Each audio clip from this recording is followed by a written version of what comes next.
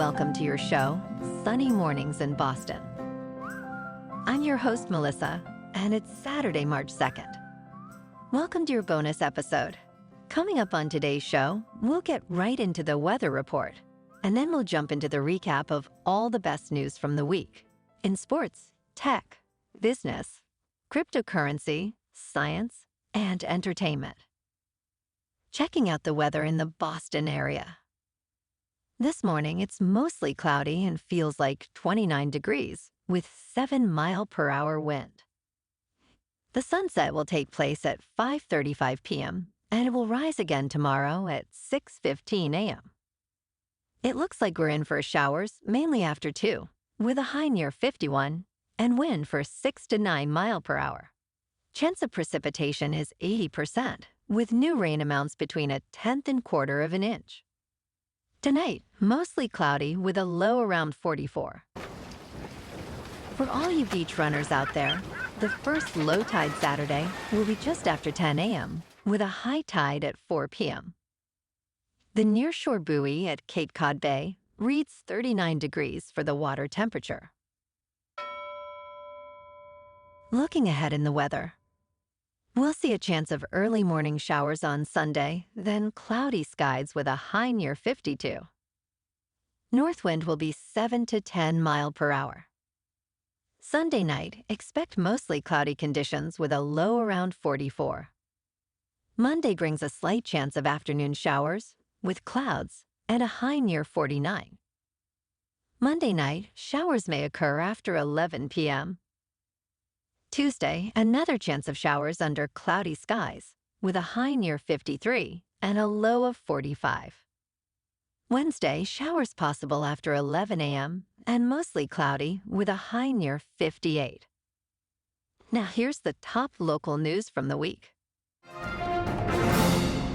In local news, Boston's housing market is currently the hottest in the nation, outpacing even San Francisco. Data from Alto's research places the Boston, Cambridge, and Quincy metro area at the top, with a market action index score of 60.59, indicating a strong seller's market. This heat is largely due to a severe lack of inventory, with active single-family listings in the area significantly lower than pre-pandemic levels. Real estate agents like Doug Danzy and Nicole Howley observe a return to aggressive buyer tactics, such as paying over asking prices and waiving home inspections. Interest rates, a key factor affecting the market, are leading to increased buyer activity as they stabilize. Despite this, the market isn't as frenzied as during the pandemic peak, with fewer multiple offer situations. The average median list price in the metro area has soared to $879,000, reflecting a substantial increase over the past few years. As spring approaches, agents anticipate a slight increase in inventory, but properties in desirable locations are expected to continue selling rapidly.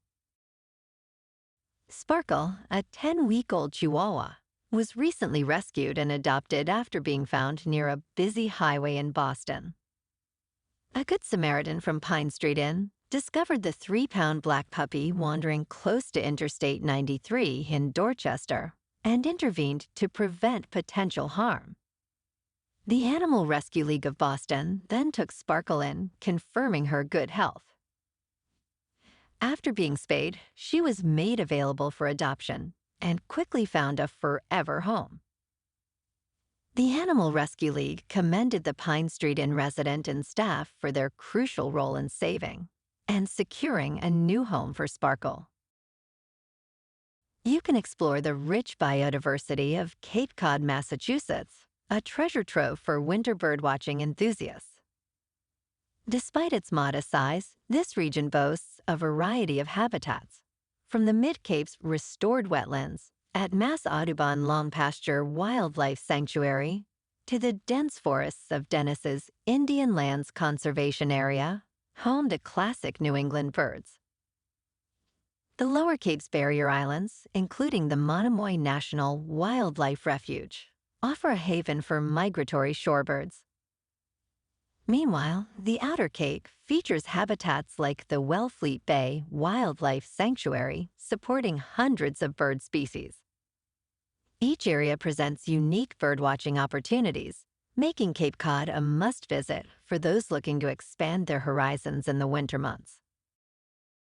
Authorities have urged ships to slow down off the Cape Cod coast after spotting 31 endangered North Atlantic right whales feeding near the surface, a rare sight observed by New England aquarium scientists during an aerial survey. This unusual feeding behavior, potentially linked to climate change, prompts concerns as right whales, with a population of only 360, face threats from vessel strikes, fishing gear entanglements, and climate impacts on their food supply. In response, a voluntary slow zone has been extended to March 7th, requiring ships to reduce speeds to protect these whales. Past incidents, including a whale named Caterpillar who survived a ship strike, highlight the dangers even from slow-moving vessels. Here's what's going on in Boston this weekend. Warren Wolf's vibrant jazz performance at Sculler's Jazz Club promises an evening of musical brilliance with his mastery over the vibraphone. Matt Friend is set to dazzle at the Crystal Ballroom with his impressive array of celebrity impressions, showcasing a unique comedic talent. The Fall provides an intriguing look into New York's 1960s counterculture, screening at the Harvard Film Archive for history enthusiasts. Burna Boy's performance at TD Garden marks a significant moment in global pop, celebrating Afro beats with a concert that promises to be unforgettable. Mutoid Man's concert at the Sinclair brings a distinctive blend of metal and fun, offering a lively alternative to the genre's typical seriousness. The Museum of Fine Arts is hosting Winners, closing the Boston Festival of Films from Iran, with a touching narrative that explores the impact of cinema on the world.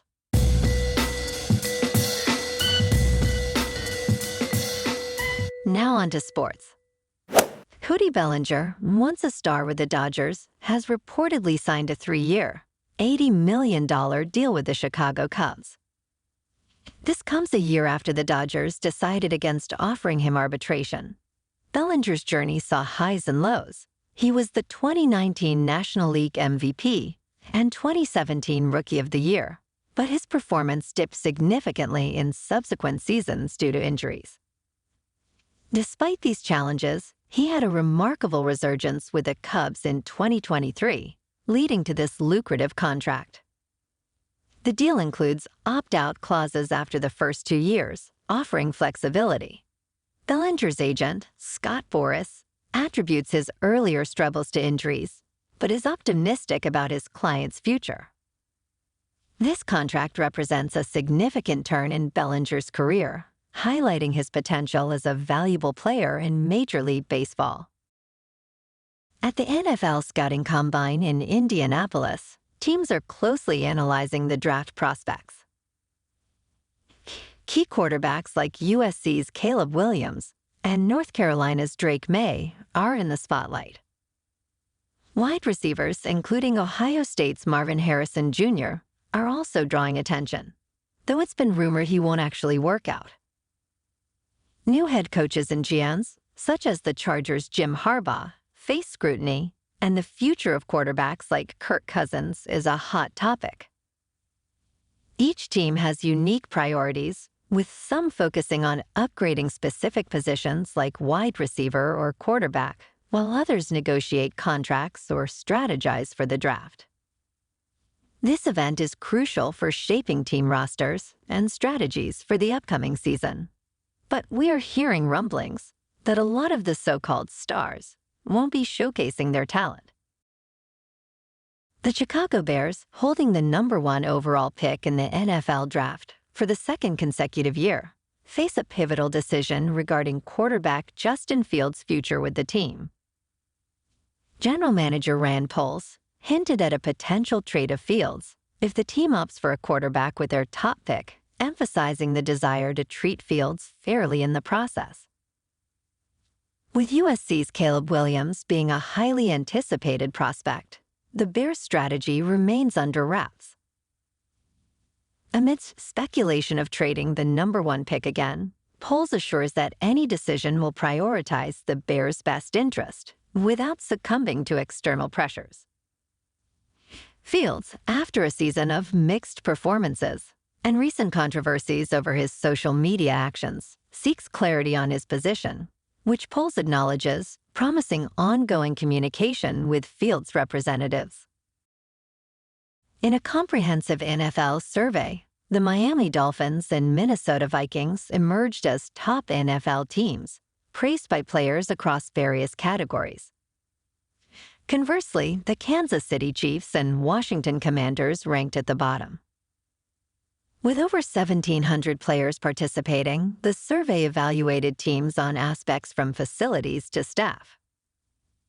Despite the Chiefs' success on the field, their facilities, nutrition, and training support were criticized. The survey aims not to shame, but to encourage improvements. Notably, the Jacksonville Jaguars made significant progress, climbing to 5th overall after addressing previous criticisms, including facility conditions. I guess it's true. Everything good does come to an end. The Philadelphia Phillies have discontinued their long-standing $1 hot dog night, a decision driven by their commitment to ensuring a positive fan experience at Citizens Bank Park. For over 25 years, this promotion was a fan favorite, offering affordable snacks during games. However, recent events, including fans throwing the hot dogs and other safety concerns, have led to its cancellation. In place of the dollar dogs, the Phillies will offer a 2-for-1 hot dog deal on select dates in April. This change reflects the organization's effort to manage crowds more effectively and maintain a family-friendly environment. What a bummer. Now you'll have to buy 2 hot dogs at the same time, just so you can throw them. In top news, the U.S. electric vehicle market is growing, not declining. In the last quarter of 2023, EV sales increased by 40%, hitting over 1 million sales. However, there are some challenges, include high prices, limited charging infrastructure, and complex tax credits. Also, most electric vehicles are pricey, which led Ford to cut prices for the Mach-E and develop cheaper models. The U.S. needs more fast chargers, currently having less than 40,000 against a requirement of 182,000 by 2030. Automakers are investing in expanding this network. Tax credit rules for EVs are intricate, affecting consumer decisions. But leasing has become popular, allowing broader access to tax credits. Despite these issues, the EV market is actually on an upward trajectory. The Albert Einstein College of Medicine in New York has received a monumental $1 billion donation from Dr. Ruth Gottsman, enabling the institution to offer free tuition to its students. Dr. Gottsman, a former faculty member and chair of the school's board for 55 years, dedicated this gift to her late husband, David Sandy Gottsman, a notable investor in Berkshire Hathaway.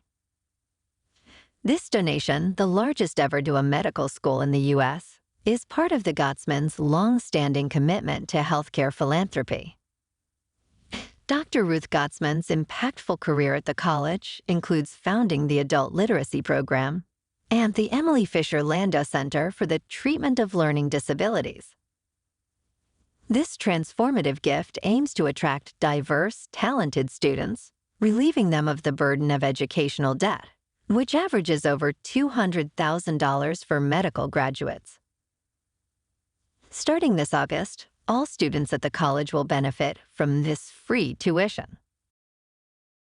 Researchers have developed an app named MindEar, designed to alleviate the symptoms of tinnitus, a condition characterized by a persistent ringing in the ears. In initial trials involving 30 participants, nearly 2/3 reported significant improvements. MindEar incorporates cognitive behavioral therapy, mindfulness, relaxation exercises, and sound therapy, aiming to train the brain to ignore the bothersome noise of tinnitus. The app's development is a response to the challenges of accessing traditional treatments, which often require expensive and scarce psychological services. With plans for larger trials, in collaboration with the University College of London Hospital, MindEar represents a promising step towards accessible treatment for tinnitus sufferers.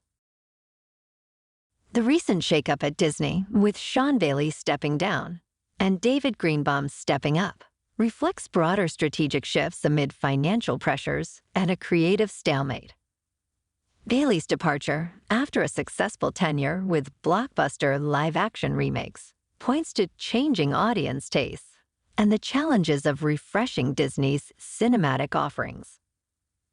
Greenbaum's promotion suggests a move towards leveraging strong filmmaker relationships and possibly infusing Disney's slate with fresh arthouse-driven perspectives. This transition comes as Disney navigates succession planning, with CEO Bob Iger's eventual departure looming, positioning Alan Bergman and other executives as potential successors. The reshuffle underlines Disney's quest to rejuvenate its film segment while balancing traditional strengths with new creative directions. Aging doesn't have to mean a steep decline in physical and mental health, according to longevity-focused physician Dr. Peter Attia. In his book Outlive, The Science and Art of Longevity, the author explores how proactive measures can significantly enhance life quality in later years. He emphasizes training over mere exercise, advocating for a deliberate approach to maintaining fitness across decades. This concept is encapsulated in the Centenarian Decathlon, where individuals tailor their fitness goals to life's practical challenges. Attia's Performance Center, 10 Squared, aims to equip people for these challenges through focused training in strength, stability, and cardio.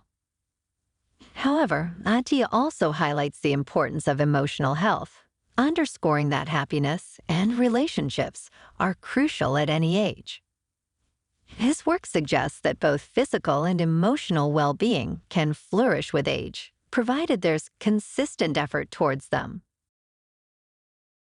In business news, this week, major retailers like Macy's, Urban Outfitters, Best Buy, and TJX report earnings amidst cautious market sentiments. Shoppers have prioritized essentials over clothing and electronics due to higher grocery and gas prices. Macy's, facing leadership changes and takeover bids, reports on Tuesday. Analysts are wary due to challenging mall traffic and evolving fashion relevance. Urban Outfitters, also reporting Tuesday, grapples with price-sensitive younger customers and is reinvigorating its brand appeal. TJX reports Wednesday, potentially benefiting from a shift to off-price retailing amidst economic pressures. Best Buy, reporting Thursday, might see a demand uptick for electronics as consumers replace aging devices. These reports follow Walmart's indication of lower general merchandise prices, impacting retailer profits. Additionally, results from Vizio, AMC Entertainment, Domino's, Papa John's, Dell, and Lowe's are expected. Paramount Global's Wednesday report is notable amid the streaming industry's spending cuts and potential mergers and acquisition activity. The week also brings insights into cloud services demand with Salesforce, Snowflake, Okta, and Workday reporting, reflecting on employers' tech budgets and AI demand. MicroStrategy, led by Michael Saylor, has further invested in Bitcoin, purchasing approximately 3,000 tokens for $155.4 million this February. This acquisition, made with cash, boosts the company's total Bitcoin holdings to around 193,000, valued at nearly $10 billion. Saylor, who sees Bitcoin as an inflation hedge and a cash alternative, started this strategy in 2020. Since then, Bitcoin's value has surged by about 460%. The recent purchase's average price was $5,180 per token, compared to their overall average holding cost of $31,500. Despite market fluctuations, MicroStrategy shows no signs of selling, with Saylor commenting on Bloomberg TV about the prudence of holding on to a winner. Crestbrook Insurance Company, under Nationwide, is exiting the California home insurance market by June 15, 2025, ceasing renewals for its wealthy clientele. This decision reflects a broader strategy to streamline Nationwide's operations, focusing on sustainability and competitive pricing across diverse customer needs. Despite Crestbrook's departure affecting a small fraction of Nationwide's portfolio, it underscores the insurance industry's ongoing adjustments to market dynamics. Nationwide's shift aims to consolidate its personal insurance offerings under one brand, targeting a broader range of affluent customers. Michael Saylor, the chairman of MicroStrategy, experienced a significant increase in wealth, gaining about $700 million due to a surge in both his company's stock and Bitcoin prices over the last 3 days. MicroStrategy, primarily valued for its substantial Bitcoin holdings, saw its shares rise by 40%. Saylor, the company's largest shareholder with a 12% stake and a personal Bitcoin ownership of 17,732 units, saw his combined holdings escalate to nearly $3 billion. This financial boost coincides with Bitcoin reaching its highest value since November 2021, emphasizing Saylor's confidence in the digital currency as a solid investment strategy. Major League Pickleball and the Professional Pickleball Association have finalized their merger, marking a significant step for professional pickleball. This unification ends months of negotiations and hostilities, creating a combined force in the sport. A substantial $75 million investment accompanies the merger, involving notable entities like SC Holdings and other individual investors, such as Altilis and Tom Dundon. While retaining their distinct brands, the leagues will operate under a new holding company, aiming to streamline and enhance professional pickleball. The merger promises a richer calendar of events and significantly increased payouts for players, nearly 250% higher than last year. However, amidst this advancement, players express concerns over unpaid earnings from past tournaments. This consolidation is poised to benefit players, fans, and sponsors, promising a more coherent and exciting future for the sport. Moving on to a more local vibe. In our community spotlight on health and wellness, we are working with a national Pilates studio to bring you some free classes, so listen up. Check out Club Pilates, with several locations in the San Diego area. Pilates presents a comprehensive wellness approach, cultivating strength, reducing tension, and elevating mental well-being. Scientific research affirms its benefits. So now you can check out Club Pilates for a free class, with locations in Encinitas, Solana Beach, Oceanside, La Jolla, and more. Just be sure to tell them Sunny Morning sent you by. And now, back to the show. Let's talk science. Scientists at the Technical University of Dortmund in Germany have achieved a significant breakthrough in physics by creating a time crystal that lasted about 40 minutes, significantly longer than previous ones which only lasted a few milliseconds. Time crystals, a new state of matter, have atoms arranged in repeating patterns in time, unlike traditional crystals which are arranged in space. This particular time crystal was made using a semiconductor crystal of indium gallium arsenide doped with silicon, cooled to 6 Kelvin, and then exposed to laser light. This process resulted in nuclear spins that oscillated continuously for 40 minutes without decaying, indicating the potential for even longer-lasting time crystals. This discovery could revolutionize quantum computing, where time crystals might serve as qubits. This advancement not only challenges our current understanding of physics, but also opens up new avenues for technological innovation. And be sure to stay tuned tomorrow for an explanation of qubits. Yesterday, we had our minds blown talking about time crystals. As promised, today, we explain what a qubit actually is. Qubits, or quantum bits, are the fundamental units of quantum computing, similar to bits in classical computing. While a bit is a binary unit that can be either 0 or 1, a qubit differs significantly. It can exist not only as 0 or 1, but also in a state of superposition, where it embodies both values simultaneously. This unique trait arises from quantum phenomena like superposition and entanglement. Qubits are made from quantum systems, such as electrons or photons, and have two distinct states representing 0 and 1.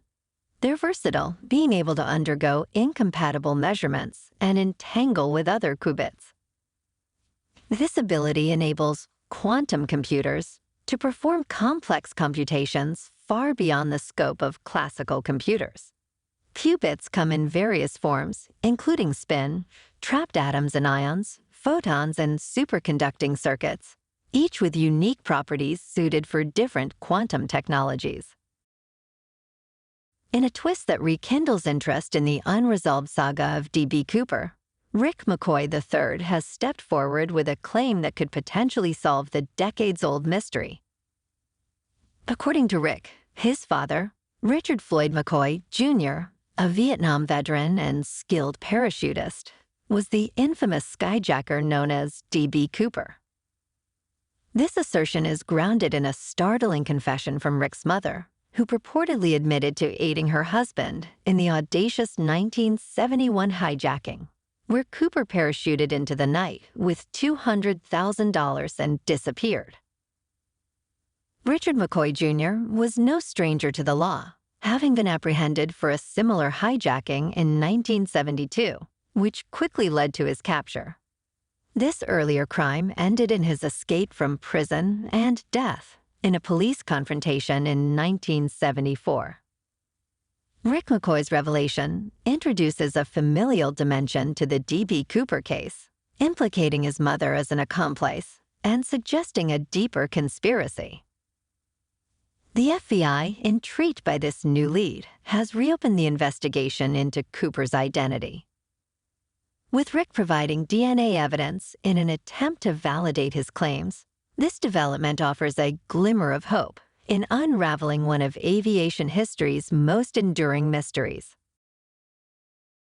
Apple has decided to terminate its decade-long endeavor to create its own electric vehicle, known as Project Titan, redirecting its focus towards generative artificial intelligence.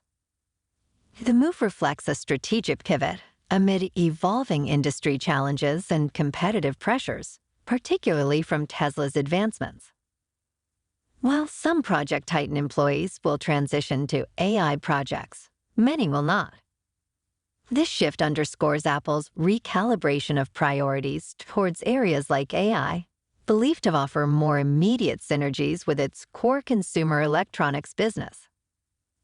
The cancellation marks a significant shift from Apple's initial ambitions in autonomous driving, highlighting the complexities of automotive manufacturing and the competitive landscape.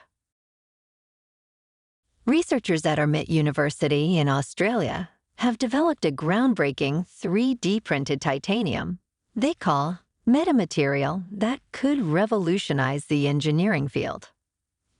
Inspired by the natural structures of plants and coral, this metamaterial addresses the long-standing challenge of metal alloys cracking under pressure. The team's innovative design features lattice-like structures with hollow struts enhanced by a thin band to evenly distribute stress, avoiding weak points. Utilizing advanced powder bed fusion technology, they created a material that outperforms traditional alloys in strength and temperature resistance. This new material not only withstands more weight, but also high temperatures, making it ideal for aerospace engineering and potentially firefighting drones. Its hollow structure is also seen as beneficial for human bone implants, promoting cell regrowth and integration with the body. Although not yet widely accessible, technological advancements may soon allow broader application of this transformative metamaterial.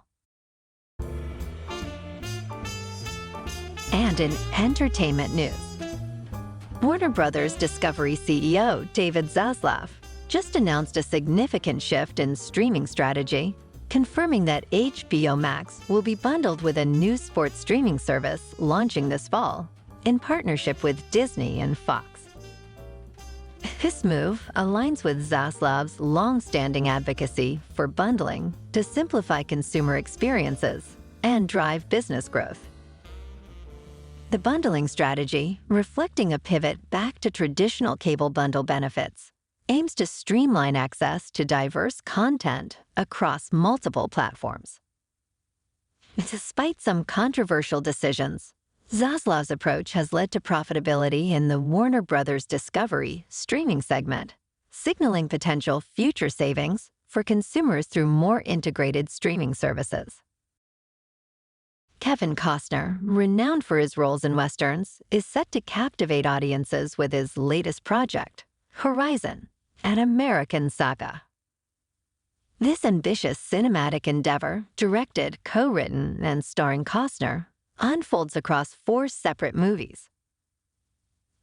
The saga, set in the post-Civil War era, promises a fresh perspective on Westerns, moving away from the conventional town-based narratives. Costner describes this project as the biggest struggle of his career, both in ambition and budget.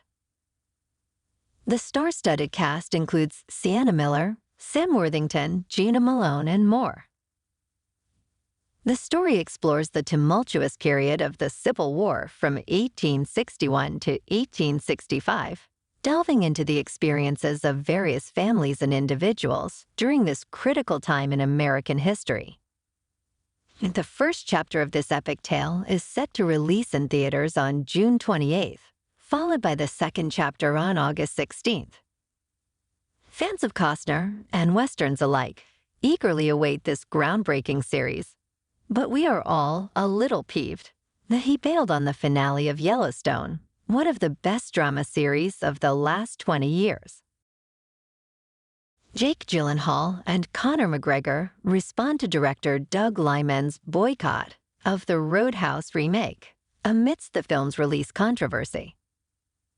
Gyllenhaal, playing Dalton, acknowledges Liman's advocacy for theatrical releases, but emphasizes Amazon's clarity on the film being streaming only.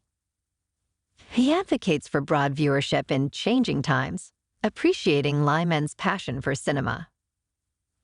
McGregor, playing Knox, also supports theater releases but recognizes the business aspect, expressing a wish to discuss the release plans with Amazon's CEO, Jeff Bezos. The controversy stems from Liman's critique of Amazon's decision for a streaming release over a theater release, despite prior discussions of a possible theatrical run. Roadhouse is set to release on Amazon March 21st. Sony Pictures has made a groundbreaking move by signing a deal with the Beatles and Apple to create 4 interconnected films, each spotlighting a member of the iconic band. Directed by Sam Mendes, the ambitious plan is to release all 4 movies in 2027. This unprecedented project aims to bring the Beatles story to the big screen in a way that honors their legacy, exploring the individual journeys of the Fab Four. The films are expected to start production in mid-2025 in the United Kingdom. This strategy marks a bold approach in film distribution and storytelling, reflecting Sony's commitment to innovation and the enduring appeal of the Beatles' music and cultural impact. Warner Brothers executives Michael DeLuca and Pam Abdi are making bold moves, courting big names like Tom Cruise and Leonardo DiCaprio, and eyeing Quentin Tarantino's next project. In a strategic partnership with Tom Cruise, they discussed potential projects, including a sequel to Edge of Tomorrow and Tarantino's The Movie Critic. Their aggressive strategy includes attracting A-list directors and stars, underlined by a non-exclusive deal with Cruise and a lucrative contract for DiCaprio's next film. Warner Brothers is also granting unusual concessions, like copyright returns to directors, signaling a willingness to spend to secure top talent. This approach is part of a broader strategy, potentially aimed at enhancing Warner Brothers' value ahead of possible corporate sales or mergers. Well, alrighty folks, it's time for the quote of the day. And today, our quote comes from the always motivating Chuck Norris. And Mr. Norris said, "A lot of people give up just before they're about to make it. And you never know when that next obstacle is going to be the last one. Don't give up. We're almost there." And that's a wrap for this morning. Have an amazing day, my good friends. Thanks for tuning in.